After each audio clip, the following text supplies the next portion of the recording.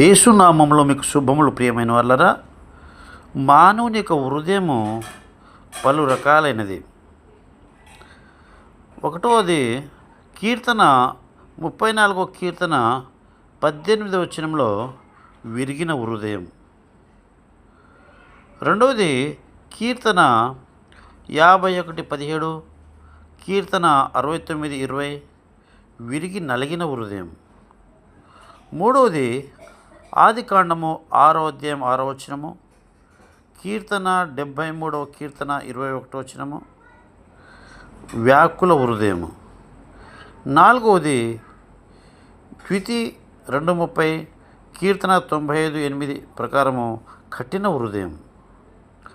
ఐదవది ద్వితీయోపదేశకాండము 8వ అధ్యాయం 14వ వచనము, కీర్తన 101వ కీర్తన 5వ వచనము, యెహెజ్కేలు 28వ అధ్యాయము 17వ వచనము గర్వించిన హృదయము. సామెతలు 6:14, ఇర్మియా 4:14 దుష్ట హృదయం. ఏడవది ద్వితీయోపదేశకాండము 28వ అధ్యాయం 65వ వచనం ప్రకారము కంపించు హృదయము. ఎనిమిదవది 1 రాజులు 8:61, 1 దినవృత్తాంతము 29:9 ప్రకారము ఏకాగ్ర హృదయం.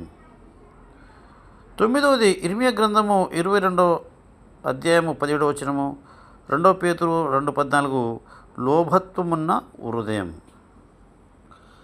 10వది యెహెజ్కేలు గ్రంథము 11వ అధ్యాయం 19వ వచనము, 36వ అధ్యాయం 26వ వచనం ప్రకారము రాతి హృదయం. 11వది యెహెజ్కేలు గ్రంథము 44:7 ప్రకారము, ఇర్మియా 9:25 ప్రకారము సున్నతి లేని హృదయం. 12వది యెహెజ్కేలు 11:19, 36:26 ప్రకారము మాంసపు హృదయము. 13వది కీర్తన 24:4 ప్రకారము, 51:10 ప్రకారము, 73:1 ప్రకారము శుద్ధ హృదయము. 14వది కీర్తన 32:11, 36:10, 64:10 ప్రకారం యథార్థ హృదయము. ప్రతి ఒక్కరూ యథార్థ హృదయాలు కలగాలని ప్రభు మనల్ని ఆశిస్తున్నాడు.